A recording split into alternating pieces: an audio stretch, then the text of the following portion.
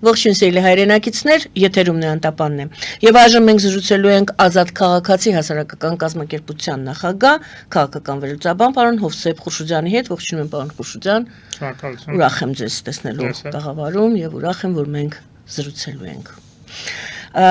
Ուզում եմ ճիշտ ասած միջև ձեր հարցը շնորհակալություն հայտնել նախ հրավերի համար եւ շնորհավորել ձեզ եւ իդեմս ձեզ բոլոր մեր կանանց մարտի 8-ի կապակցությամբ։ Օրվա խորհուրդը հուշում է, որ այսօր շատ կարևոր է չմոռանալ շնորհավորել, մեծարել եւ ամենայն բարիք մաղթել մեր կանանց, ամենալավ մաղթանքներ ուղղել երջանկության, ծաղկուն լինելու եւ ես մի ուղղակի դրվագ եմ ուզում պատմել մեր հասարակական կազմակերպության գործունեությունից։ Մենք մարզերում իրականացնում ենք տրեյնինգներ եւ միշտ այս վերջին մի քանի տարիների ընթացքում աղջիկների քանակը կտրուկ գերակշռում է տղաների, այսինքն ավելի մոտիվացված են կանայք եւ աղջիկները։ Մի կողմից լավ է, որ շատ մոտիվացված են, բայց մյուս կողմից իհարկե այդքան լավ չի, որ տղաները այդքան մոտիվացված չեն կրթվելու, վերապատրաստվելու, բայց համենայն դեպս հույս է ներշնչում, որ կանայք էստաֆետան կվերցնեն եւ իմ մոտ տեսլական այնպեսին է, որ մոտ ապագայում կամաց նաեւ ղեկավար պաշտոններում, թե բիզնեսի մեջ, թե քաղաքական իմաստով ավելի շատ կանայք ենք ունենալու։ Դրա համար էլ շատ կարևոր է, որ վերապատրաստումները, կրթությունը բարձր մակարդակով անցնեն բոլոր մեր կանանց եւ աղջիկների համար եւ տղաներին էլ դա հուսով եմ կմոտիվացնի զուտ թեկուզ մրցակցային սպորտային տեսակետից, որ հետ չմնան եւ այս դեմոտիվացված վիճակները հաղթահարեն։ Այնպես որ մի անգամ էլ շնորհավոր մարտի 8 եւ ամենայն բարիք։ Շնորհակալություն, ես ուզում եմ եւս միանալ այդ շնորհավորանքին, առավել եւս որ մենք մեկ ամիս ենք կարծես թե ունենք, մենք կանայք իրականում ամբողջ տարին պետք է չմոռանալ։ Այո, ամբողջ տարին ունենք։ Այո, պարզապես ձեզ ասում ենք, որ մենք ունենք մարտի 8 եւ մինչեւ ապրիլի 7, ամենայն դեպս երջանիկ եղեք, սիրելի կանայք, երջանիկ եղեք որպես քույր, որպես մայր, որպես կին եւ կինը երջանիկ է այն ժամանակ, երբ որ տեսնում է իր երեխաները առողջ են։ Եվ եթե ընկեր ունեն, թող ուժեղ լինեն մեր տղամարդիկ, որովհետև մեր կանայք ուժեղ են։ Ուժեղ կանանց կողքին միշտ պետք է լինի ուժեղ տղամարդ եւ մենք այդպես էլ ունենք։ Հատկապես ուժեղ են սիրված լինելով, այնպես որ։ Այո։ Եվ այսպես այս գեղեցիկ նախաբանից հետո անցնենք, տեսնենք ինչ է կատարվում աշխարհում։ Պարոն Խուրշուդյան, կարելի է ասել, որ այն ինչի մամեղի ենք ունենում, դա Թրամփի պատերազմի շարունակությունն է Բայդենի դեմ, դեմոկրատների դեմ, քանի որ երբ որ նախագահական ընտրություններ էին եւ այդ թեժ պայքարն էր Հարիսի հետ, Հարիսին եւ Բայդենին աջակցում էին Եվրոմիության երկրները, եվրոպական երկրները եւ Եվրոպան մեկ միացյալ բռունցք էր, միացյալ Եվրոպա էր եւ Թրամփը իդեմս Եվրոմիության երկրների ուներ հակառակորդ եւ այժմ մենք տեսնում ենք այդ պայքարի շարունակությունը, ինչու նախ առաջին հերթին, որովհետև նրանք աջակցում էին Բայդենին եւ Հարիսին, եւ երկրորդը, որպեսի ապահովի թուլացնելով նրանց, ապահովի հանրապետականների հաջողությունը գալիք ընտրություններում։ Սա տարբերակներից մեկն է այն հարցի պատասխանի, որը հիմա ես ձեզ կուզեմ։ Ինչ է կատարվում, որն է հիմքը Թրամփի եւ Եվրոմիության հակասությունների։ Համամիտ եմ այդ հարցադրման հետ, բայց իհարկե այդ հարցադրումը իր մեջ ունի ավելի խորքային, արժեհամակարգային տիրույթ։ Հակադրությունը հենց արժեհամակարգային է եւ պատահական չի, որ Թրամփի դեմ այդպես կոնսոլիդացվել էր ամբողջ ազատ աշխարհը։ Չի եղել այդպիսի նախադեպ, ես չեմ հիշում Միացյալ Նահանգների ներքաղաքական կյանքում, որ արտաքին ակտորները, հատկապես Եվրամիությունը, այդ կարգի կողմը լիներ որևէ մեկին թեկնածունից։ Այնտեղ միշտ էլ հանրապետականների եւ դեմոկրատների պայքար է եղել, բայց միշտ էլ Եվրոպայում եւ աշխարհում եղել է ընկալում, որ անկախ նրանից ով էլ ընտրվի, համակարգը չի փոխվելու։ Ժողովրդավարությունը շարունակելու է մնալ Միացյալ Նահանգների առաջնահերթությունը եւ մարդու իրավունքները մնալու են արտաքին քաղաքական նաեւ գերակայությունների հիմքում։ Բայց Տրամպի պահվածքը քաղաքականությունը հուշում էր բոլորին, որ ինքը հակահամակարգային անձնավորություն է, այսինքն գալիս է կազմալուծելու ոչ միայն դեմոկրատական կուսակցության իշխանությունը, այլ ամբողջ պետական համակարգը, որը հիմնված է հենց ժողովրդավարության եւ մարդու իրավունքների արժեհամակարգի վրա։ Եվ պատահական չի, որ ինքը հիմա հենց դա էլ անում է։ Առաջի իր պաշտոնավարման շրջանում ինքը դա այդքան չկարողացավ անել, նաեւ այդքան մոտիվացված չէր դա անել, որտեղ իր դեմ նաև այդ պայքարը այդքան թեժ չէր, ինչպես որ երկրորդ նախագահական ընտրությունների մրցապայքարի ընթացքում եղավ եւ նաև այն 4 տարիների ընթացքում, երբ որ Բայդենն էր պաշտոնավարում, փորձելով ամեն ինչ անել, որ կանխել վերադարձը Տրամպի, եւ նա հասկացավ, որ իր համար գոնե իշխանության տեսակետից գոյութենական հարց է հաղթել բոլոր ժողովրդավարներին եւ ամբողջ ազատ աշխարհը։ Դա է խնդրեմ։ Դա իրական խնդրեմ է եւ երբ որ ասում են, գիտեք, սա ավելի շատ թատրոն է, ինքը այսպես ընդամենը Պուտինին սիրաշահում է, որ հետո բերի նրան դաշտ, որ հետո ավելի հեշտ նրան համոզի ավարտել պատերազմը եւ ի վերջո նաեւ կոնսոլիդացնում է Եվրոպան։ Ես իրականում տեսնում եմ իհարկե դրական այդ հանգամանքը, որ իր սպասվածքի արդյունքում Եվրոպան կոնսոլիդանում է եւ ռազմական ծախսերի վրա եւ սեփական անվտանգության վրա ավելի մեծ ուշադրություն դարձնելու հարց է առաջացել, բայց դա հարակից արդյունք է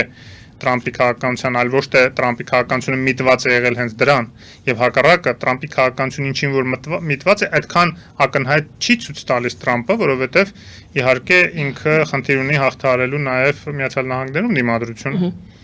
Այնպես որ ես կարծում եմ, որ այստեղ իհարկե շատ վտանգավոր է, որ ինքը առաջնային որպես ցանկացած քաղաքականության հիմքում դնելով իր անձը, իր անձնական շահերը, որպես այսպես բավականին էգոիստ, հա, ինքն իրեն շատ բարձր գնահատող, ես նաև կասեի մերկանտիլ անձնավորություն, ամեն ինչը բիզնեսի եւ փողի պրիզմայով դիտարկող, իր համար շատ ավելի պակաս վտանգավոր են Պուտինը, ընդհանրապես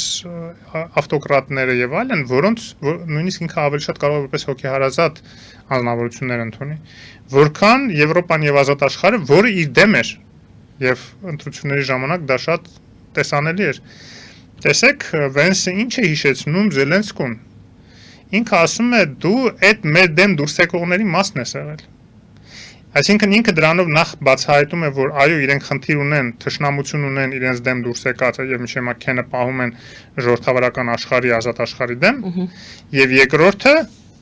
հիշեցնում է Զելենսկիին, որ այ հիմա որ մենք քեզ այս թակարդը գցեցինք եւ հիմա այսպես փորձում ենք ստորացնել օվալ կաբինետում, հա, այսինքն օֆիսում գրասենյակում դրա պատճառներից մեկը ինքը անկեղծ ասեց, Վենսը, ասեց դու հիշում ես Պենսիլվանիա, որ գնացել էր նախընտրական շրջանում եւ ժողովրդավարների այդ բանին էր փաստացի մասնակցում։ Ու իրականում մի քիչ մանիպուլյացիա կա այդտեղ, որտեվ Զելենսկին իհարկե նաև հանդիպել է Տրամպին, այսինքն ինքը փորձել է հավասարակշռություն պահել, բայց իհարկե ակնհայտ է եղել, որ իր այսպես նախընտրությունները ժողովրդավարների կողմում են, բայց նաև որտեվ ժողովրդավարներն են այդ պահին իշխանության, իսկ ամեն րոպե իշխանության հետ լավ հարաբերություններ պահել Միացյալ Նահանգները կարևոր էր Ուկրաինայի համար, բայց համենայն դեպս այնտեղ կար նաև Հանտեր Բայդենի հարցը, հիշում եք, որ նա թույլ չտվեց Տրամպին իրեն օգտագործել այդ կոմպրոմատների հարցում եւ այլն։ Եվ դա էլի եմ ասում ցուցադրում է ընդհանրապես ցուցիչ է, թե ինչքան կարևոր է Բայդենի եւ իր թիմի համար որպես մրցակից չեզոքացնել ազատ աշխարհը եւ ժողովրդավարական աշխարհը եւ Եվրոպային նախ եւ առաջ, հա, որպես հիմնական բաստիոն է դա ազատ աշխարհի, որը ժամանակին համագործակցում էր Միացյալ Նահանգների հետ, քանի որ այնտեղ ժողովրդավարներն էին իշխում, այսինքն նույն տեսակի մարդիկ ինչ որ Եվրոմիությունում, բայց հիմա փոխվում է եւ Միացյալ Նահանգները նոր աշխարհակաղակականություն է գծում, որը պետք է հասկանալ եւ Հայաստանի համար դա շատ կարեւոր է հասկանալ, որտեւ դրանից է կախված թե ինչ ալյանսներ, ինչ դաշինքներ են այսուհետ լինելու, որտեղ միջև հիմա եթե դաշինքները հիմնված էին տրանսատլանտյան խարտիայի վրա, հիշում եք երկրորդ համաշխարհային պատերազմից անմիջապես հետո երբ որ Միացյալ Նահանգները Մեծ Բրիտանիան կնքեցին տրանսատլանտյան խարտիան, որով նախանշում էին նոր աշխարհի հիմքերը, որտեղ գրված էր մարդու իրավունքներ, ժողովրդավարություն, խաղաղության բոլոր հարցեր լուծելու պատերազմների անթույլատրությունը եւ այլն, այդ սկզբունքները հռչակվեցին որպես նոր աշխարհի հիմք, եւ դրանով կառուցվեց նաեւ Եվրոմիությունը եւ Եվրոպան։ Բայց եւ դա վերաթարմացվեց իդեպ Բայդենի եւ ուրեմն Մեծ Բրիտանիայի վարչապետ, չեմ հիշում այդ պահին ով էր, կարծեմ բաններ, նախորդ վարչապետն էր։ Մի խոսքով, հենց առաջին պաշտոնավարման շրջանում վերաթարմացվեց դա, Բայդենի հենց առաջի շրջանում, պաշտոնավարման առաջի շրջանում, հենց առաջի տարին էր, հիմա այդ ամբողջը կազմալուծում է Տրամպը, եթե կազմալուծում է, ինչ հիմունքներով են նոր դաշինքները կազմավորվելու, Չինաստանը որտեղ է լինելու այդ նոր աշխարհակաղակական դիսկուրսներում ըստ Միացյալ Նահանգների նախագահի, Ռուսաստանը որտեղ է լինելու, եւ եթե ինքը այդքան մերձեցման քաղաքականություն է վարում Պուտինի հետ, ըստ էության ամեն ինչով աջակցում է Պուտինին եւ ուրեմն վնասում է եւ պատժում է Ուկրաինային, բայց արդյոք Չինաստանին ինքը կարողանալու է հաղթահարել առանց Եվրոպայի աջակցության։ Իսկ կարող է, եթե չկան այդ արժեքները, որը միավորում են Միացյալ Նահանգներին եւ Եվրոպային, այդ թվում միավորում են Չինաստանի դեմ, եթե այդ արժեքները այլևս չկան, ի՞նչն է խանգարում Եվրոմիությանը դաշինք կազմել, միավորվել Չինաստանի հետ։ Այդ թվում ռուսական վտանգի դեմ, որտեղ այնպես չի, որ Չինաստանն ու Ռուսաստանը ամեն ինչում շահերում համընկնում են։ Ոչ։ Եվ այս պարագայում կարող է Միացյալ Նահանգները մեկուսանա, որտեղ եթե միացնում ենք Եվրոմիությունը Չինաստանի հետ, այդտեղ փոքրամասնություն է դառնում Միացյալ Նահանգների տնտեսությամբ։ Իսկ ամեն ինչ տնտեսական չափումով է չափվում հիմա, հատկապես նաև բանի Տրամպի համար։ Եվ այս պարագայում Ռուսաստանը որտեղ կհայտնվի նման դաշինքների պարագայում, հա, պայմաններում, Հնդկաստանը, որը էլի շատ հիացած չէ նաև Միացյալ Նահանգների այս մոտեցումներով, խառնվում է մի այլ կարգի, բայց ամեն դեպքում, եթե չկան արժեքներ որպես հիմք, այն ողնաշարը չկա, որի շուրջ պետք է կառուցվեն, ոնց որ միջև մա կառուցվել են դաշինքները,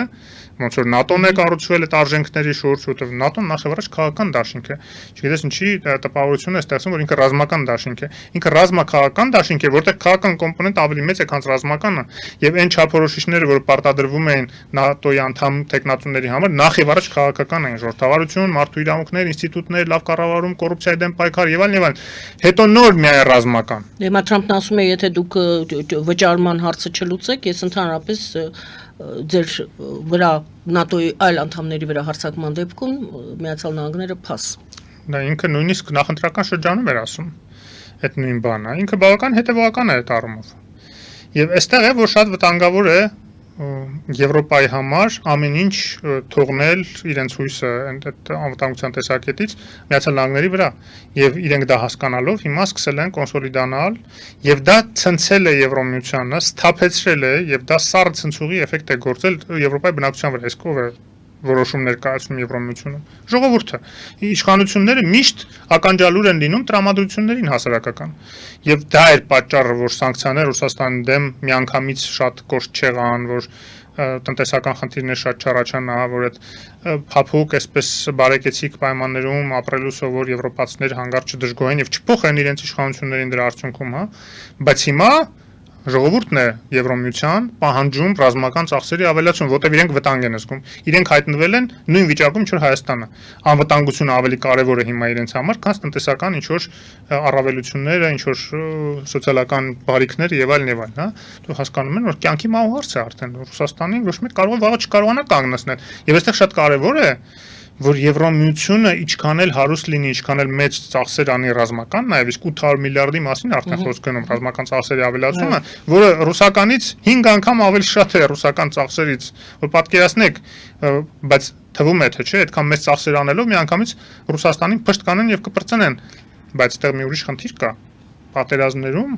հաղթում են նախ եւ առաջ նրանք, ում բանակները պատրաստ են կռվելու, ում զինվորները պատրաստ են գնալու կռվելու անկախ նրանից, որ մտածեն կարող է զոհվեն, չէ, կարող է վիրավորվեն։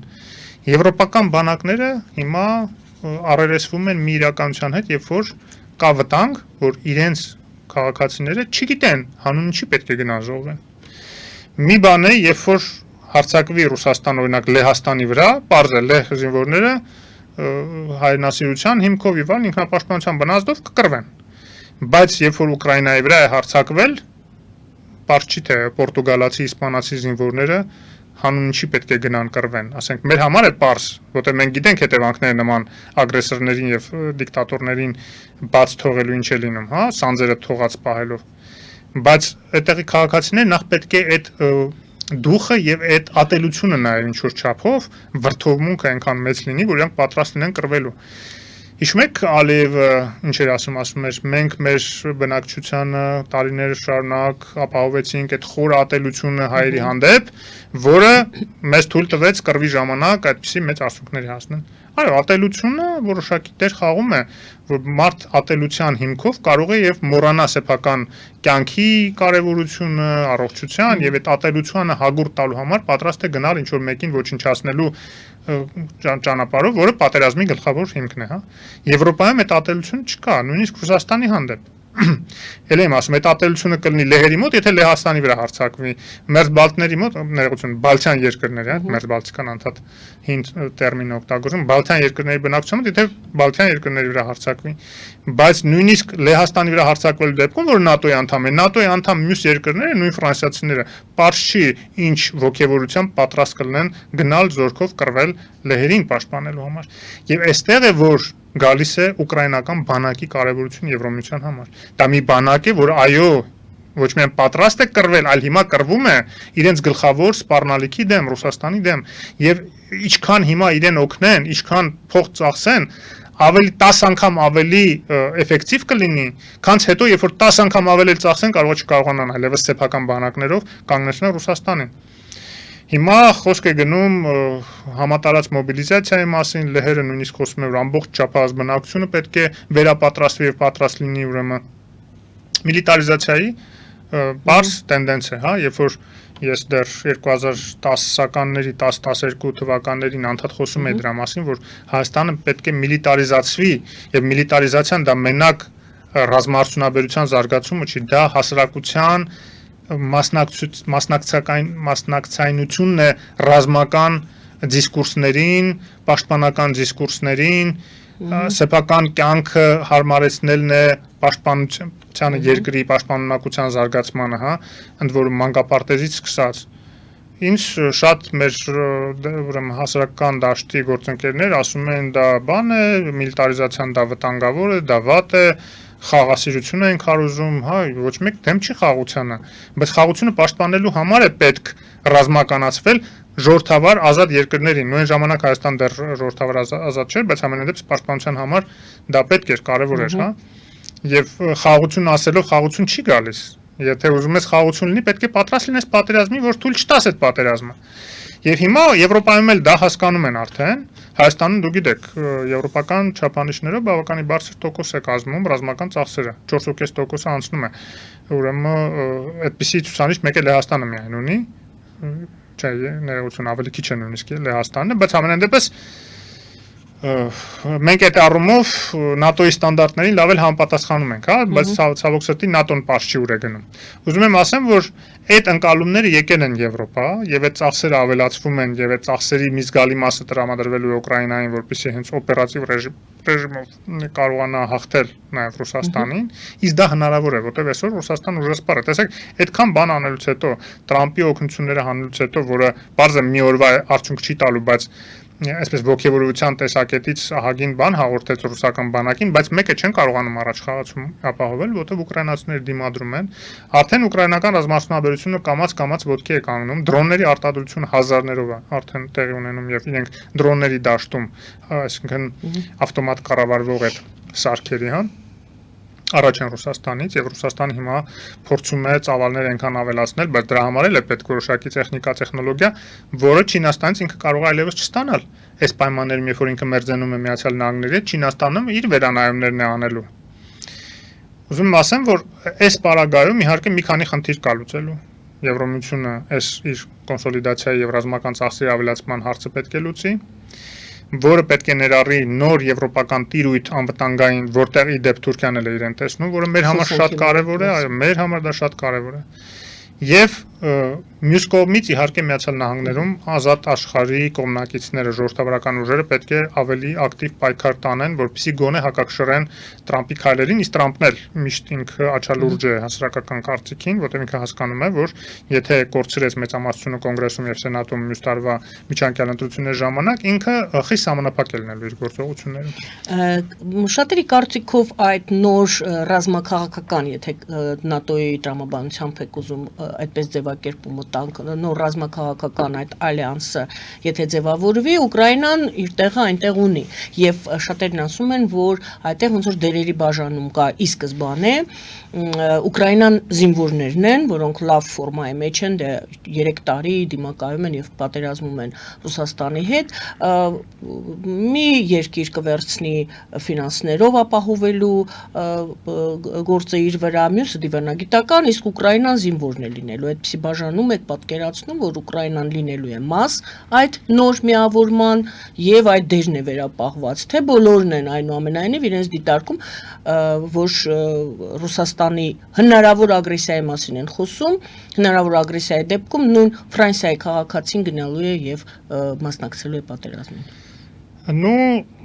Չեմ կարծում, որ պատրաստ լինի հիմա Ֆրանսիայի քաղաքացին այդպես պատերազմին ակտիվ մասնակցելու, խաղաղապահներ որպես այո, գուցե։ Այդ Ուկրաինայի մասին խոսքը գնում է, եթե տեսեք Լավրովը ասում է դուք Նապոլեոնի դասերը չեք մոռացել։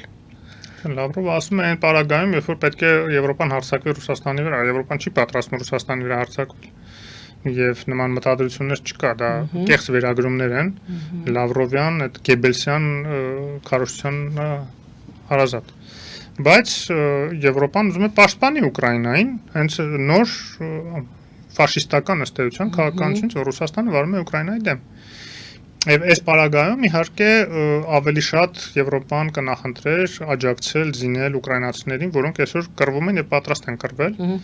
իրենց անվտանգությունը պաշտպանելու համար, բայց նաև դրանով նաև Եվրոպայի անվտանգությունը, որտեղ ինչքան կարողանան թույլատնեն Ռուսաստանն այս ամեն ինչի արդյունքում եւ հատկապես տնտեսական իմաստով, իսկ սանկցիաները գործում են եւ կամաց-կամաց իրենց արդյունքը տալիս են, այնքան ավելի հետագայում կարող են այդ նոր աշխարհակարգը, որ ամեն դեպքում ձևավորվի, ավելի անվտանգամետ լինի, խաղաղությանը միտված լինի, հա, այլ ոչ թե այն ինչ որ պատրաստվում են անել Տրամփն ու Պուտինը, այսինքն ով ուժեղ է նայել ինչ ուզենա անի։ Նոր ալյանսների մասին խոսեցիք, որը հա վերադասավորումներ են գնում, կարծես թե հիմա մենք խոսելու ենք Թուրքիայի եւ Ադրբեջանի մասին։ Թուրքիան կարծես թե համենայն դեպս Լոնդոնում հրավիրել էին Թուրքիային եւ այս վերջին հրապարակումները Թուրքիայից եկող տեսանք, որ Թուրքիան ասում է, եթե Եվրոպան մեր կարևորությունը այդքան զգում է, ուրեմն նորից նա բարձրացնում է անդամակցության հարցը, ասում է նորից վերանայեք, ինձ վերցրեք, ուրեմն անդամ դարձրեք Եվրոմիության։ Սա մի ճամբար է։ Այսօր բառացիորեն Երուսաղեմ Post հրապարակվել էր հոդված, որտեղ այսինքն հրապարակվել էր Իսրայելի վարչապետի գրասենյակի հաղորդագրությունը, որտեղից մենք տեղեկացանք, որ Իսրայելը հաղորդագրության մեջ ասվում է հետևյալը. Իսրայելը ներգրավված է Միացյալ Նահանգների հետ շարունակական քննարկումների մեջ Իսրայելի, Ադրբեջանի եւ Միացյալ Նահանգների միջև եռակողմ համագործակցության ամուր հիմքեր ստեղծելու համար։ Այսինքն մեկ այլ վերաշարադրած տարբերակում խոսվում է Միացյալ Նահանգներ, Իսրայել, Ադրբեջան ալյանսի մասին ինչ որ։ Եթե դեռ դա նոր առաջին անգամ ենք մենք տեսնում, որ Իսրայելը ասում է մենք այդ ուղղությամբ աշխատում ենք, որ Ադրբեջանին վերցնենք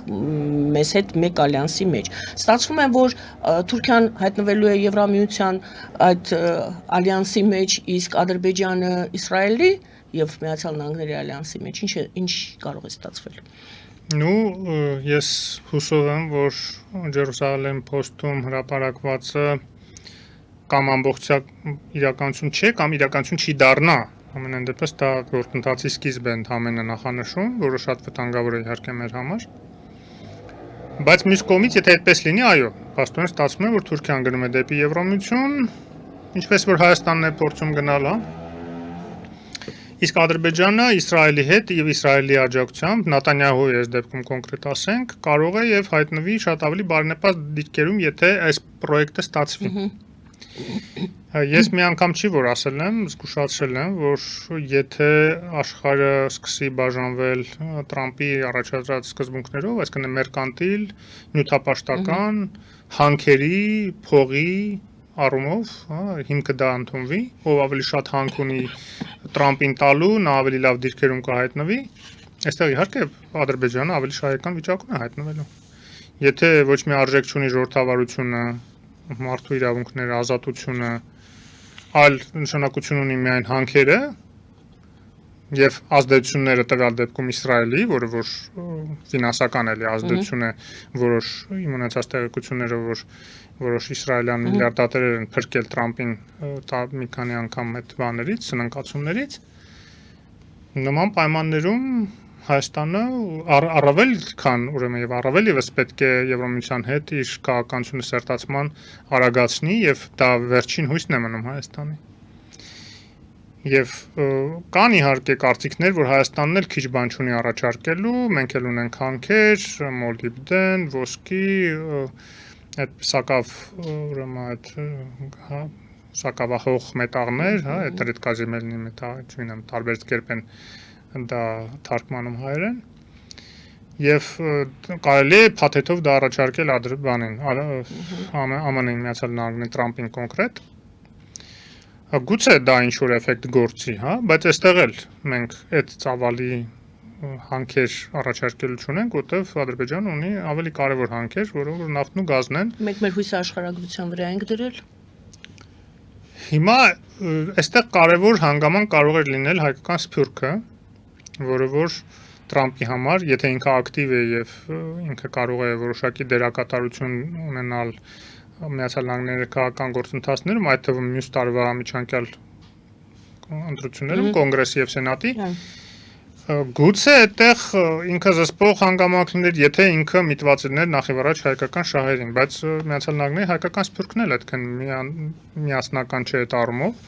այնտեղ շատ մեծ է դաշնակցության ազդեցությունը, որը տիպիկ պրոռուսական ուժ է, հա, այսինքն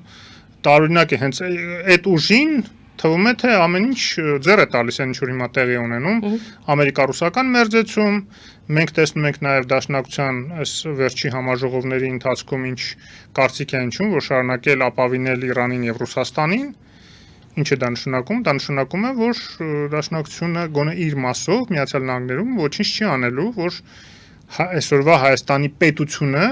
ստանա Միացյալ Նահանգների աջակցությունը, հակառակ ամեն ինչ անելու են, որ այսօրվա Հայաստանի պետությունը չստանա Միացյալ Նահանգների որևէ օժանդակություն, որ այստեղ տեղի ունենա իշխանափոխություն, թե ինչ կկորցնենք դրա հետ, ինչ տարածքներ կկորցնենք, անկախություն կկորցնենք, իրենք չեն էլ թաքցնում, որ թքած ունեն դաշնակցությունը, իր հայտնի շրջաբերականում ասում էր, որ կարևորը բանը Արցախն ու Հայաստանը հարատև են, ոչինչ որ Ռուսաստանի, ասենք, մասեր նույնիսկ կազմեն, ընդ որում հիմա քանի որ Արցախի ուրեմն հայաթափում տեղ ունեցավ եւ այլն, այդ նույնը վերաբերում է միայն արդեն միայն Հայաստանին, չնայած իհարկե խաբեությունը կտարածեն, որ չէ, դա հերիք է կծվենք Ռուսաստանին, Ռուսաստանը ասենց կվերցնի Ղարաբաղն է կտա Հայաստանին, հələ մի բան էլ ավել, մասից սարել կտա, այդ ստերը, այդ հեքիաթները միշտ կերակրել են դրանով, չէ, որ կարողացել են այսպես Հայաստանին կցորդ պահել Ռուսաստանի, եւ այս պարագայում իհարկե նաեւ Սփյուռքում այսպես կոնսոլիդացիայի, հայամետ կոնսոլիդացիայի կարիք կա, այսինքն որ Հայաստանը դառնա կարևոր իրենց համար առաջնահերթություն, այլ ոչ թե զուտ դաշնակցությունը իր նեղ կուսակցական շահերով, որը միշտ քայքայիչ ազդեցություն է ունեցել մեր պետականության վրա։ Եվ այս պարագայում իհարկե ես հույս ունեմ, որ Սփյուռքում այդ գործընթացները եւս տեղի կունենան, այնտեղ մենք տեսնում ենք որոշակի ընկալումների փոփոխություն, այդ թվում այսպես ազդեցիկ մարդկանց մոտ, որոնք որ շատ թեկիչ այսպես չեզոք են եղել միջև հիմա, բայց ես հույս ունեմ, որ կամաց-կամաց դա Հայաստանակենտրոն կոնսոլիդացիա տեղի կունենա եւ ազդեցությունը նույնիսկ եթե Տրամպի հետ լավ հարաբերություններ շարունակեն պահպանել որոշակի շրջանակներ, իսկ դա էլ է պետք իհարկե, որովհետեւ չգիտենք այս ամեն ինչը ինչով կավարտվի, բայց փորձեն հետ պահել Տրամպին այսպիսի Իսրայել-Ադրբեջան ալյանսներից, որը էլի նաեւ Ռուսաստանի համար շահեկան ալյանս է, հա, եթե Տրամպի Միացյալ Նահանգներն է խավորություն անելու, այնտեղ Ռուսաստանի շահերն էլ անպայման հաշվի կառնվեն, այդ թվում կարող է ստիպեն եթե նման ալյանսներ ձևավորվեն, փորձեն գոնե ստիպել Հայաստանին տարբեր ՖՍԲ-ներ բերել Սյունիքում կանգնացնել ճանապարհներին, հա, եւ այլն։ Գիտեք ինչ, դեռևս Թրամփի եւ Պուտինի հանդիպում տեղի չի ունեցել, բոլորը դեռ ենթադրությունների մեջ են եւ այդ ենթադրություններից հիմնվելով ինչ որ ենթադրությունների վրա հիմնվելով նոր ենթադրություններ են անում եւ ասում են, ահա, կանաչ լույս է բացվել, հիմա Ռուսաստանում հենց Ռուսաստանում էլ են համարում, որ իրենց համար կանաչ լույս է վառվել, որպեսզի նրանք գան գրավեն, Հայաստան գրավեն, Մոլդովա գրավեն, այդ խորհրդային միություն, այդ Սոլովյովի բանն է ասում, գրավեն, այո, դառնա այդ իրենց խորհրդային միություն երկուսը։ Կարող ենք մենք այսօր գոնե ասել, որ դեռևս պարզ չէ Թրամփը եւ Պուտինը իսկապես Միացյալ Նահանգները, այ մենք սկսեցինք նրանից, թե ինչով է տարբերակներից մեկը ինչով կարելի է բացատրել Թրամփի այս շարժումները Եվրամիության հետ։ Դա արդյոք նշանակում է միանշանակ մերձենալ Ռուսաստանի հետ, միանշանակ Ռուսաստանին տալ այդ կանաչ լույսը, ինչի մասին որ ես հարցրեցի։ Ուրեմն տեսեք, Թրամփի քաղաքականությունը հենց այն որ համակարգից դուրս է ինքը եւ այդ քաղաքականությունը վարում է լրիվ այլ սկզբունքներով, բերում է բազմաթիվ վրիպումների։ Մի բան է ավանդական քաղաքականությունը ցանկացած երկրի, որը հիմնված է ավանդույթի վրա։ Իսկ այդ ավանդույթը ներառում է տարբեր տարիներին արած հաշվարկներ, փորձառություն, որ եթե այսպիսի քայլ անես, ինչ հակադարձություն կլինի, ինչ վնասներ կլինի, եւ ամեն փոքր քայլը նույնիսկ հաշվարկված է։ Դրա համար պատահական չի, որ նույն Միացյալ Նահանգները այսպես ամեն քայլ անում է շատ զգուշավոր, այսպես նույն հատկապես Եվրամիությունը, որտեղ իրենք գիտեն, որ ամեն քայլ կարող է ինչ-որ հետևանքների բերել եւ իրենք ուզում են այդ ամբողջը հաշվարկել, նոր անեն քայլ։ Թրամփի քաղաքականությունը այդպեսին չի։ Ինքը կարծես լինի այն փիղը հաղճապակի այդ բանում, հա, խանութում, որ բա խոսք կա, չէ՞, ասենք։ Ինքը որ մտնում է, ինքը մի հատ շարժում էլ անի, ինքը ամբողջը ջարդուփշուր ալնում։ Նույնիսկ եթե ինքը չի ցանկանում այդ ջարդուփշուր անի, բայց ինքը այդպեսին է իր այությամբ։ Փիղը չի կարող հաղճապակի փոքրիկ խանութում այլ կերպ վարվել, քան ամեն ինչ ջարդուփշուր անել։ Եթե նույնիսկ էլ եմ ասում, միտումնավոր չի անում դա, չի ցանկանում դա։ Հիմա տեսեք, Կանադայի դեմ սանկցիաներ, որպես օրինակ, հա։ Նու սանկցիաներ չէ, տարիֆներ, այսպես ասենք, որ ըստ էության սանկցիաներ են դառնում, էլի, այսպես։ Դա բերել է նրան, որ նույն Միացյալ Նահանգների հյուսիսում, Չիկագո, Դեթրոյթ, այդ քաղաքներում ուրեմն գտնվող մեքենաների արդյունաբերությունը, ավտոպրոմը, հա, ավտոմեքենաների արդյունաբերությունը շատ ծանր վիճակում է հայտնվել։ Ինչի, որտեվ ինքը պահեստամասերը արտադրում էր Կանադայում, բերում են հավաքում են Միացյալ Նահանգներում։ Բոլորին ծեր էր տալի դա եւ կանադացիներին եւ Միացյալ Նահանգներին։ Ճիշտ է, աշխատատեղեր էր ստեղծել Կանադայում դրա արդյունքում, բայց ավելի էժան էր ինքը, սա պատրաստում է ավտոպահեստամասը, ինչի շնորհիվ իրենց մեքենաները ավելի էժան էին վաճառվում։ Հնարավոր էր մրցունակ լինել այլ մեքենաների հանդեպ աշխարհում արտադրվող, հա։ Հիմա երբ որ դա վերացավ, ինչ է ասում Թրամփը։ Արդարանում է, երեկվա հարցազրույցն եմ ասում։ Արդարանում է, ասում է, հա, դա ճիշտ է, ինձ դիմում են, ասում են մի ծանր իրավիճակ է ստեղծվել եւ այլն, բայց ասում է, այդ ժամանակավոր է, հիմա այն բոլոր նրանք, ովքեր որ դրսերն էին տարել այդ պահեստամասերի արտադրությունը, ստիպված կբերեն հետ եւ արմիությունները տեսեք ինչքան գոհ են։ Շինֆեյնին էր ինքը մեջ բերում, ասում էր, տեսեք, Շինֆեյնը որ նույնիսկ իմ դեմ է եղել ընտրությունների ժամանակ, հիմա ասում է ամեն ինչ ճիշտ է անում։ Հա կարող է արդյունությունները գոհ լինեն, որ աշխատատեղեր պետք է ավելանան Միացյալ Նահանգներում, բայց ինչ գնով արդյունաբերողները գոհ չեն, որովհետեւ արդյունաբերողները տակ են տալու եւ ավտոպրոմը տակ է տալու, ինչքան ուզում է տարիֆներ կիրառի, որովհետեւ այդ տարիֆներ կիրառելու հակառակ ծայրն էլ կա, չէ՞, կոդեմել են կիրառում տարիֆներ։ Եվրոմիությունը ասել է, Ֆրանսիան էլ ասաց, մեր դեմ ինչ տարիֆ կիրառել, մենք էլ ենք կիրառել։ Կանադան իր դեմ կիրառած տարիֆներ անմիջապես հետո նույն 25% տարիֆներ հայտարարեց 120 քանի միլիարդի շրջանառության վրա։ Եվ նույնը Չինաստանը, տեսեք Չինաստանը ինչ է ասում, բաց տեքստով ասում է, դեսպանի մակարդակով ասում է, պատերազմ ես ուզում, կստանաս պատերազմ, տնտեսական ես ուզում, տնտեսական կստանաս, այլ ես ուզում, մենք այլել ենք պատրաստ։ Այդ ոնց է տենց ոգևորվել Չինաստանը, ինչի հաշվին է տենց դուխավորվել։ Որովհետև տեսնում է, որ մենակ է մնացել Միացյալ Նահանգները։ Իր գլխավոր ռազմական եւ ռազմավարական դաշնակիցը Եվրոմիությունը այսօր ինքը վանել է Եվրոմիությանը եւ Չինաստանը տեսնում է մեծ պոտենցիալ Եվրոմիության հետ համագործակցելու, ավելին ասեմ, ինչ է ասում Չինաստան Ուկրաինայի մասով, ասում է որ Ուկրաինայի բանակցություններին, Ուկրաինայի հարցի շուրջ, Ուկրաինան պարտադիր պետք է ներկա լինի եւ Եվրամիությունը պարտադիր պետք է ներկա լինի։ Պատկերացնում եք։ Չինաստանն է դա ասում։ Միացյալ Նահանգները գնում է սեպարատ ռուսների հետ ինչ-որ բան պայմանավորվի, Չինաստան ասում է հոп, բա Եվրամիությունը ու ինչ պետք է անեն Եվրամիությունում դրանից հետո չպետք է սկսեն մտածել վերանայումների մասին արտաքին քաղաքականության։ Այն ինչ որ իրանք Չինաստանի դեմ նաև Միացյալ Նահանգների ճնշման արդյունքում իսկ Միացյալ Նահանգները ունեցել է մեծ, չեմ ուզում 5-րդ շարասյուն ասել Եվրամիությունում, ազդեցության շրջանակներ է ունեցել շատ ազդեցիկ, որոնց վրա մեծ ներդրումներ է արել տասնյակ տարիներ շարունակ։ Հիմա կորցնում է ինքը դա։ Կորցնում է բարից բուն իմաստով։ Ոչ միայն կորցնում է, որտեղ այդ մարդիկ կորցնում են իրենց ազդեցությունը Եվրամիության քաղաքականության վրա, որտեղ Եվրամիության մյուս շրջանակներ ասում են մի րոպե։ Հա, հասկանում ենք, դուք Միացյալ Նահանգների շահերի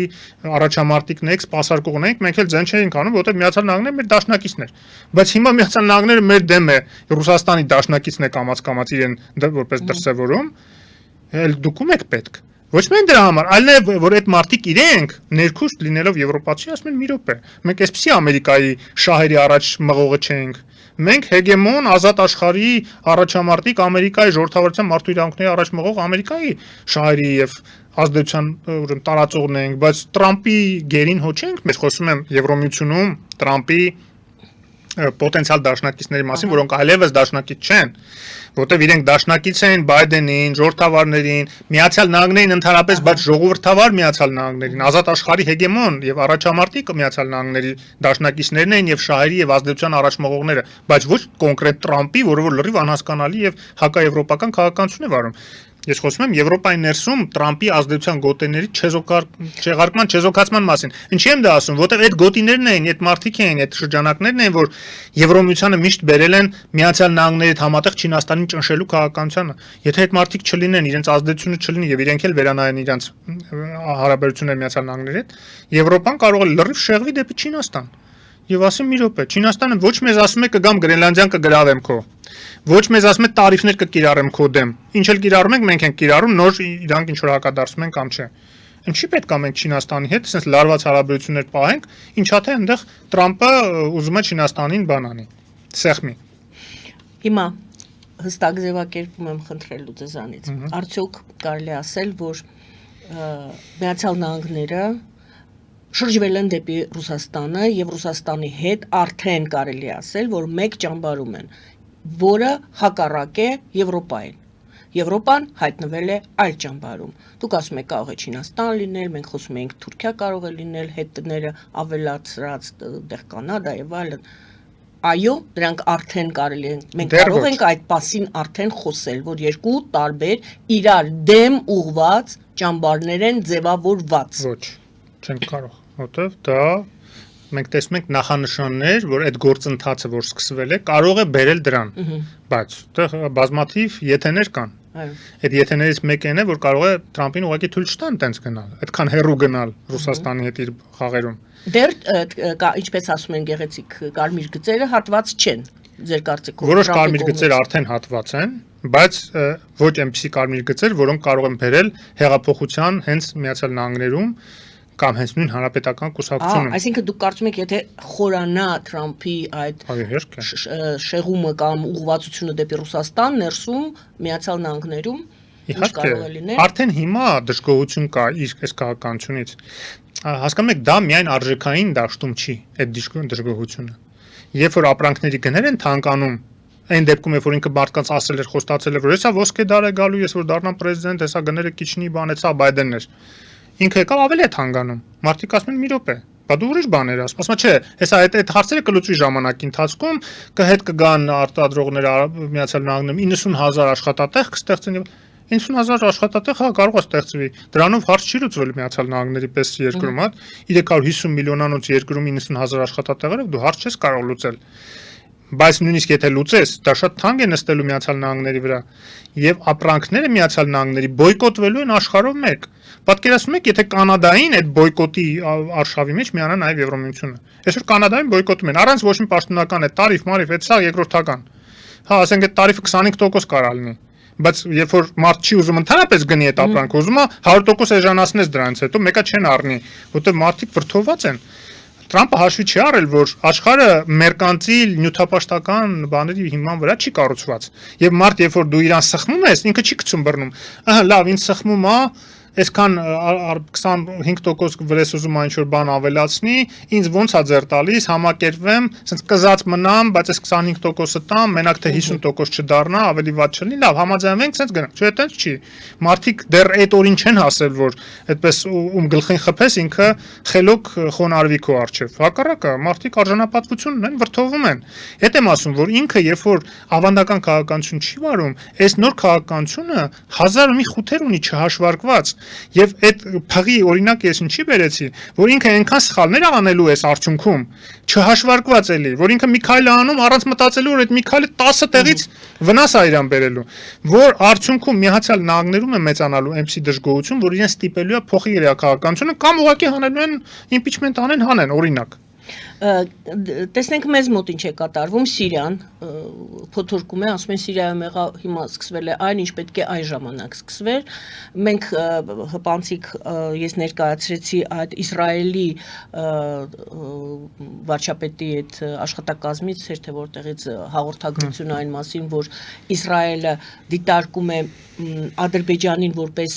ռազմավարական գործընկեր, ասում է մենք համագործակցում ենք անվտանգության, առևտրի, տեխնոլոգիաների, էներգետիկայի ոլորտում, Ադրբեջանի դերը մեր տարածաշրջանում ինչի համար է Իսրայելի համար այդքան կարևոր Ադրբեջանը, Իրանի հարցն ենք վերցնում եւ այսպես Սիրիայում Իրան, Իսրայել, Միացյալ Նահանգներ, Թուրքիա մեզ մոտ ավելի փոքր տարածաշրջանում Ադրբեջան, էլի նորից Իրան եւ հետո արդեն կտեսնենք մենք այդտեղ ինչ պետք է անենք։ Սիրիայում Իսրայելը լուրջ խնդիր ունի Թուրքիայի հետ։ Պրոքսի կառավարություն է ձևավորել Թուրքիան Սիրիայում, որը որ Իսրայելի համար սպառնալիք է։ Այսօր դեռ չէ, որտեվ թույլ է, բայց ինքը հիմքեր ունի կոնսոլիդացնելու Սիրիայի բնակչությունը իսլամիստական սկզբունքների հիմքով։ Ընդ որում, այս դեպքում արդեն այդ կոնսոլիդացիային չի խոչընդոտելու էթնիկ բաղադրիչ։ Ուրեմն Ասադին դա խոչընդոտում էր, որտեղ Ասադը ալևի էր, ալևիները ընդամենը փոքրամասնություն 15%-ից փոքրամասնություն են Սիրիայում։ Բայց սունիները, որոնք բացարձակ մեծամասնություն են, պատրաստ են այդ կոնսոլիդացիայի համար։ Եվ կոնսոլիդացված Թուրքիայի կողմից զինվող եւ Թուրքիայի հետախուզական ծառայություններից օգտվող Սիրիան շատ ավելի վտանգավոր է ուրեմն Իսրայելի համար, քան թույլ անկայուն Ասադի ռեժիմը, որին ինչքան էլ որ Իրանը աջակցեր, մեկ է, այդ վտանգը Իսրայելի համար չէր ներկայացնում։ Հիմա Իսրայելին պետք է Թուրքիային չեզոքացնել։ Ինքը երկու ճանապարհ ունի։ Առաջինը էլի Միացյալ Նահանգների միջոցով։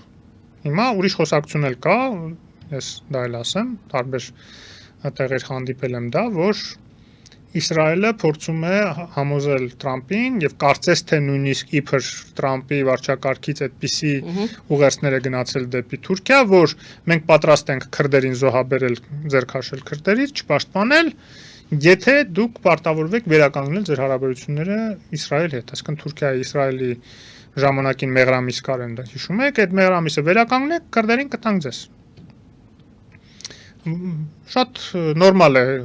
Տրամպի մերկանտիլ քաղաքականության տեսակետից նման գործարքի գնալ, եթե իր խնդիրը Նետանյահուին պահելն է, փրկելն է, իսկ Նետանյահուն իր գլխավոր դաշնակիցներից մեկն է։ Եվ ընդհանրապես մեծ հաշվով Իսրայելը իհարկե դաշնակից է Միացյալ Նահանգների երկար տարիներ եղել եւ ես միշտ կրկնում եմ Ջեֆրի Սաքսի այդ խոսքերը, որ նա պատահական մարդ չէ, ինքը նաեւ իր տեսակետները կիսում է establishment-ը եւ նաեւ ինքը արտահայտում է establishment-ի գոնե մի զգալի մասի տեսակետները, երբ որ ինքը ասում էր, որ վերջի 30 տարիները ուրեմն Միացյալ Նահանգներում ուղղակի մերձավոր արևելքում ուղղակի սպասարկել է Իսրայելի շահերը, ոչ թե սեփական շահեր, այլ Իսրայելի շահեր։ Հիմա եթե այդ սկզբունքով նայենք, այո, կարող է Տրամպը շատերին զոհաբերել հանուն Իսրայելի։ Այդ թվում քրդերին, միայն թե թուրքերին համոզի, որ Իսրայելի համար վտանգ մի ներկայացեք եւ այլն։ Երկրորդ ճանապարհը Ադրբեջանի միջոցով։ Ադրբեջանը Թուրքիայի հետ սերտ կապեր ունի, որոշակի ազդեցություն ունի Թուրքիայի վրա, պարզ է, այնքան չէ, որ Թուրքիան իր շահերի դեմ գնա հանուն ինչ որ ադրբեջանական եւ ադրբեջանա-իսրայելական ինչ որ բաների, հա, սիրա խաղերի, Բայց կա այդ որպես գործոն օգտագործելու հնարավորություն Ադրբեջանին, Ալիևին եւ ինչքան մերձենա Իսրայելը Ալիևի հետ, ինչքան Ամերիկայի միջոցով կարողանա Ադրբեջանի անվտանգությունը ապահովել, այնքան նաեւ Թուրքիայի աչքերում այսպես կարող է այդ հնարավորությունը Իսրայելի հետ հարաբերությունների վերականգնման ավելի ցանկալի տեսանելի լինի, գոնե Իսրայելի կարծիքով ես կարծում եմ, հա, դա էլ իմ տեսակետն է։ Չնայած ես կարծում եմ, որ այդքան էլ հիմնավոր չի այդ կարծիքը, որ Իսրայելում ձևավորվել է, որովհետև Թուրքիայում ամեն դեպքում Էրդողանը իսլամիզմի վրա է իր քաղաքականությունը ձևավորում, վարում, ընտրություններում հաղթում, եթե միջև մահաղթել է, խաղացել է միշտ այդ կրոնական զգացմունքների վրա։ Եվ ինքը այդքան հեշտ հանձնի Գազան, իսլամ տուժող հատվածը, հա, մահմեդականների, հա, Գազայում չեմ պատկերացնում իր համար ներքաղաքական ինչ հետևանքներ դա կունենա։ Ինքը այն ռազմականացված արևմտամետ իշխանությունը չի ներկայացնում, որ ժամանակին Թուրքիայում եղել է եւ խնդիր չի ունեցել ոչ պաղեստինցիներին աջակցելու առանձնապես, հա, ոչ արաբական աշխարհի հետ ինչ որ հատուկ հարաբերություններ ունենալու։ Կարևորը եղել է արևմուտքի հետ հարաբերությունները, բնականաբար նաեւ Իսրայելի նշանակում է, դրա համար էլ այդպիսի սերտ հարաբերություններ են կարողացել ունենալ։ Հիմա քանի որ ուրիշ պարադիգմա է Թուրքիայի արտաքին քաղաքականության մեջ Էրդողան չի կարող դրան գնալ, այդպես կտրուկ փոփոխության չի կարող գնալ։ Ուզի ինքը փորձելու է նաև իսլամական աշխարհի շահերից ելնելով եւ այլն Իսրայելի վրա ճնշում գործադրել եւ այդ հարաբերությունները դեռ մնալու են լարված։ Ստեղ է որ Հայաստանը ունի խաղալու տեղ, հա, որտեվ Թուրքիայի հետ հարաբերությունները մեր համար խիստ կարեւոր են, թուրքական վտանգի, եթե ոչ սպառնալիքի նվազեցումը շատ կարեւոր է մեր համար, եւ այդ նվազեցումը, եթե միջև հիմա մենք տեսնում ենք Միացյալ Նահանգների ազդեցությամբ, ՆԱՏՕ-ի ազդեցությամբ, հիմա, քանի որ Միացյալ Նահանգները իր այդ քաղաքականությունը փոխում է եւ ՆԱՏՕ-ն նշանակում է թուլանալու այդ իմաստով, նոր անվտանգային, ուրեմն այդ կառուցվածքը, չգիտեմ ինչ կլինի ճարտարապետությունը ինչ որ լինելու է եվրոպական, մեր համար կարևոր է որ Թուրքիան այդտեղ լինի։ Ուրիշ հարց է որ Թուրքիան այդտեղ լինելու է ինչ գնով, ինչ պայմաններով։ Եթե Թուրքիան իրան էլի թանկ ծախելու է եվրոպացիների վրա եւ այդ փաթեթի մեջ թանկ ծախելու հանկարծ մտցնի նաեւ հարավային Կովկասը, դա մեր համար այդքան ցանկալի է։ Հարավային Կովկասը, բայց ինչ տեսակետից, հա, ինչ է ուզելու եվրոպացիներից հարավային Կովկասի համար։ Միջանցք չեմ կարծում որ դա հիմնական բանն է լինելու, մանավանդ եվրոպացիները դրան չեն համաձայնվի։ Հեգեմոնիա հարավային Կովկասում, այդ դա վտանգավոր է, որ ինքը կոպիտ ասած իրեն նշանակեն նայող, ոչ թե Ֆրանսիան այստեղ դերակատարություն ունենա, ոչ թե Գերմանիան անմիջականորեն, ոչ թե Մեծ Բրիտանիան, այլ հենց ինքը հարավային Կովկասում հարցեր լուծի, ինքը կարող ասի, հա, խաղաղություն եք ուզում այնտեղ լինի, ես երաշխավորում եմ, միշտ խաղաղություն կլինի, բայց այդ խաղաղությունը կլինի իր ազդեցության ներքո, որը մեր համար իհարկե ցանկալի չի։ Այստեղ է որ մենք եվրոպացիների հետ իհարկե պետք է աշխատենք, որ դա հանկարծ տեղի չունենա, որ Թուրքիան իրեն ինչքան էլ թանկ ուզում է վաճառել եվրոպացիներին, բայց Թուրքիան ինքն էլ իհարկե շահագրգռված է այդտեղ մտնելու, որտեղ Միացյալ Նահանգների հետ ունի հակասություններ հիմա հատկապես Գազայի հարցում եւ ընդհանրապես մահմեդականների եւ այլն եւ Իսրայելի հարցում, բայց նաեւ Ռուսաստանը այնպես չի որ Ռուսաստանը իր համար այսպես դաշնակից է, հա, մենք միշտ ընդունված է նաև միջազգային եզրաբանության մեջ ասել, որ թուրքերն ու ռուսները այսպես մրցակից դաշնակիցներ են կամ Թշնամի դաշնակիցներն, այսինքն համեն են, երբ ոնց հարմար լինում է, բայց հենց որ Թուրքիան թուլանա, ինքը միշտ գիտի, որ Ռուսաստանից հարվածը կարող է լինել իր հանդեպ եւ պատահական չի ինքը Ուկրաինայի հարցում այսպես կոշտ պրոուկրաինական դիրքորոշում է հիմա որտեղել Չինաստանի հետ միասին իդեպ։ Նու Չինաստանը այդքան կոշտ պրոուկրաինական չի, բայց գոնե այդ հարցում աջակցում է, ասում է, ուրեմն Ուկրաինան եւ Եվրոմիությունը պետք է լինեն բանակցությունների մաս։ Ուզում եմ ասեմ, որ մենք պետք է այս ճարտարապետության ձևավորման մեջ փորձենք գոնե մեր մասով հարավային Կովկասի մասով ինչ որ դերակատարություն ունենալ, իսկ դրա համար իհարկե պետք է որ Հայաստանը ավելի իր պրոեվրոպական նկարտումները, մղումները արտահայտիչ լինեն, որ առաջ ընդունվի այս օրենքը իհարկե երկրորդ ընթերցման արդեն եւ որը ոչ պակաս կարեւոր է, դրանից հետո արդեն մենք մտածենք Եվրամիության անդամակցության հայտ ներկայացնելու մասին, եթե ոչ Եվրամիության անդամության հայտ, ապա առնվազն ասոցիացիան համաձայնագրի եւ DCFT բանակցությունները սկսենք այդ միանալու այդ համաձայնագրերին, համապատասխանաբար դուրս գանք հապկից եւ այդ ուղղությամբ արդեն դիսկավորենք մեզ եվրոպական այդ նոր անվտանգային ճարտարապետության մասը որպես։ Այս ինֆորմացիան, որ մենք ունեցանք, որ կառավարությունը որոշում կայացրեց Եվրամիությունում Հայաստանի ներկայացությունում պաշտպանական կցորդ նշանակելու մասին եւ ինչպես հասկացանք նաեւ նույն ձևի կցորդ է լինելու ՆԱՏՕ-ում, սա ինչ որ նորություն է, սա լավ է, սա ինչ որ առաջընթաց է, թե սա ընթացիկ process է, դրան ինչպես է պետք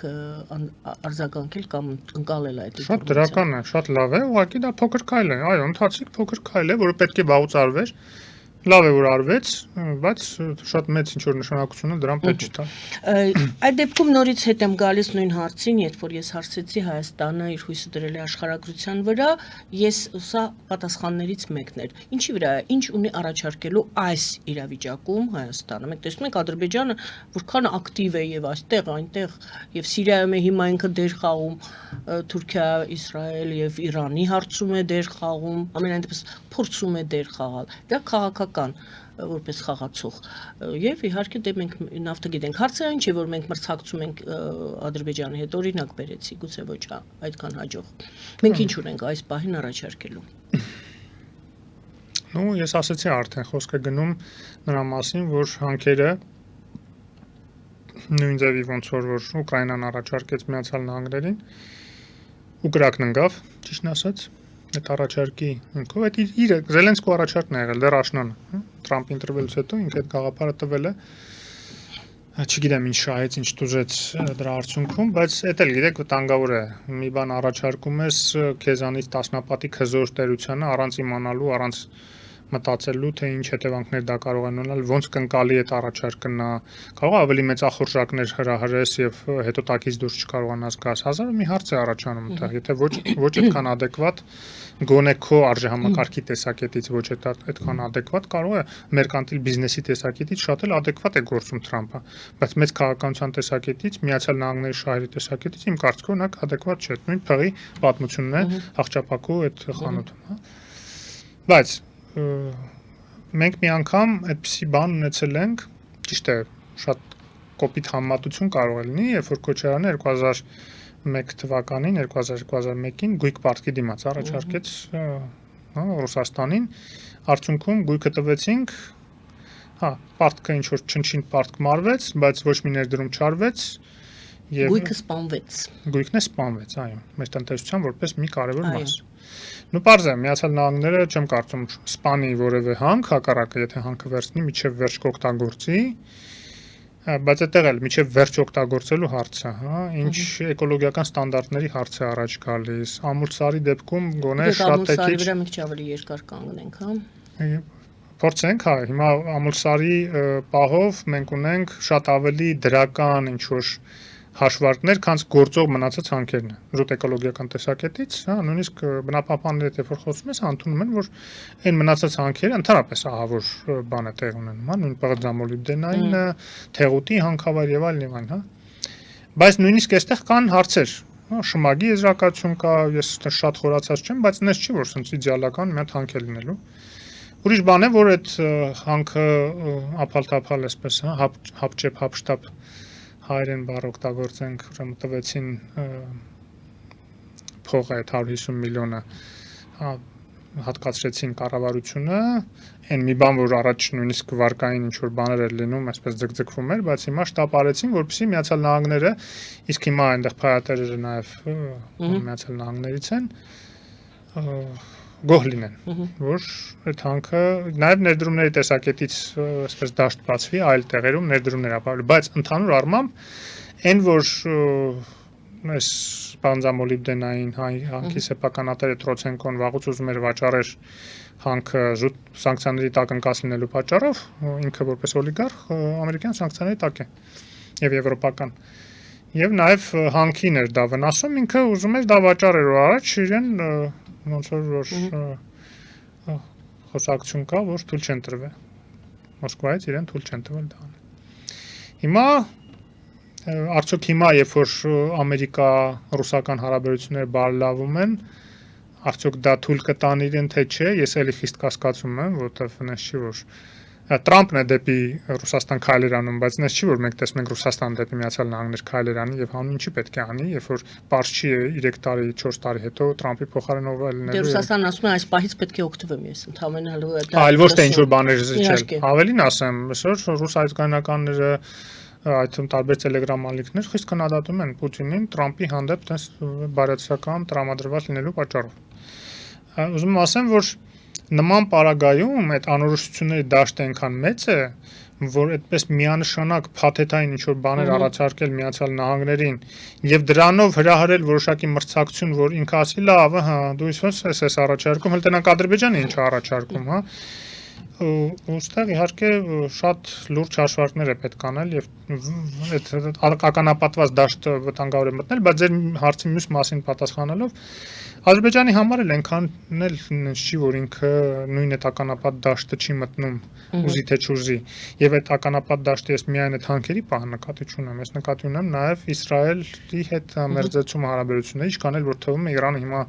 թուլանում է եւ այլն ճնշումների տակ է, բայց Իրանը մնում է Իրան։ Եվ հողի վրա զորքերի տեսակետից, բանակի տեսակետից այսօր Իսրայելը չի կարող հասնել Ադրբեջանին, բայց Իրանը մի քայլ է որ մտնի Ադրբեջան, եթե դրա կարիքը հանկարծ առաջանա, եւ Ալիև այդտեղ է ականապատ դաշտ մտնում։ Եվ եթե Միացյալ Նահանգները ասում է մենք չենք պատրաստվում մեր զինվորներին ստենդը ուղարկել,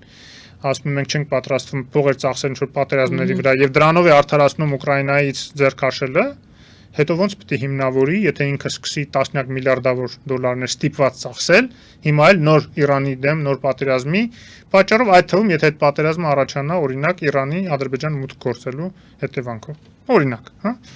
Այնպես որ այնտեղ էլ շատ լուրջ վտանգներ եւ ռիսկեր կա Ադրբեջանի համար եւ այստեղ է որ խաղի դաշտը բոլորի համար բացվել է, ընդհանրապես ցանկացած ճգնաժամ, իսկ այսօր միջազգային հարաբերություն ճգնաժամ է, բերում է լայն հնարավորությունների եւ լայն սպառնալիքների դաշտ։ Եվ քեզանից է կախված դու կընկնես այդ սպառնալիքների տակ, թե կկարողանաս օգտվել այդ հնարավորություններից։ Մնում է հույս ունենալ, որ Հայաստանի Հանրապետության դիվանագիտությունը կկարողանա ճիշտ կողմնորոշվել այս իրավիճակը։ Տեսնենք։ Այսպես ձևակերպում տվեցինք եւ այս հույսով